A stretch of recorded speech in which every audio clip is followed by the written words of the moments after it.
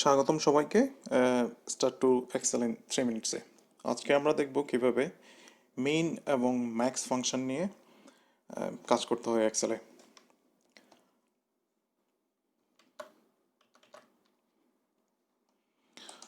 তো আমাদের কিছু ইনফরমেশন আছে এখান থেকে দেখব কিভাবে মিন এবং ম্যাক্স ফাংশন নিয়ে এক্সট্রাক্ট করতে হয় ডেটা।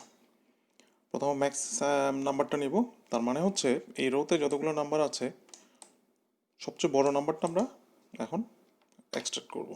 তাহলে ম্যাক্স ফাংশনটা লিখতে হবে, লিখে প্রথম ব্র্যাকেট ব্র্যাকেট দেওয়ার পরে দুইটাভাবে কাজ করা যায়। একটা হচ্ছে যে পুরো কলামটা সিলেক্ট করতে পারি আমি, অথবা শুধু এই নাম্বারগুলোও আমি সিলেক্ট করতে পারি। একই কথা, আমি কলাম সিলেক্ট করব। মনে রাখতে হবে নিজে যেন আমার অন্য কোনো ডেটা না থাকে, তাহলে এখানে সঠিক উত্তর দেখাবে না। আচ্ছা, কলামটা সিলেক্ট করার পর ব্র্যাকেট দিলাম, ব্র্যাকেট শেষ করে এন্টার। তাহলে আমরা দেখতে পাচ্ছি বড় নাম্বারটা হচ্ছে এই কলামের এইটা।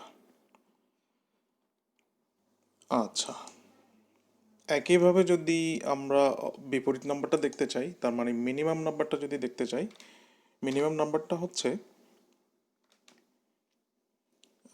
কত সেটা আমরা দেখব মিন ফাংশনের মাধ্যমে। মিন মানে হচ্ছে মিনিমাম। মিন লিখলাম, লিখে প্রথম ব্র্যাকেট দিব, দিয়ে একইভাবে এই কলামটা সিলেক্ট করব, করে ব্র্যাকেট শেষ, এন্টার।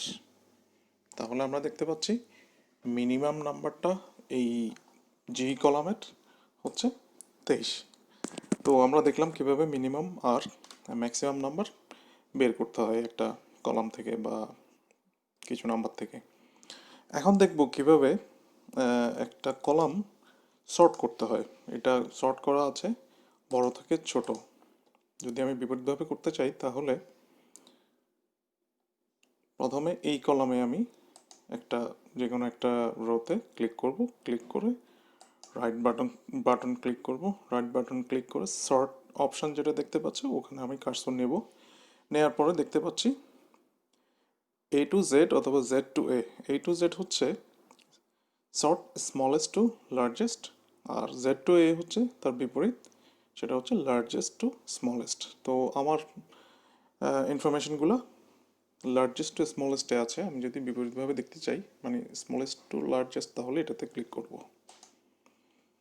তাহলে সর্ট হয়ে গেল। তো আমরা একটা শর্টকাট দেখলাম কীভাবে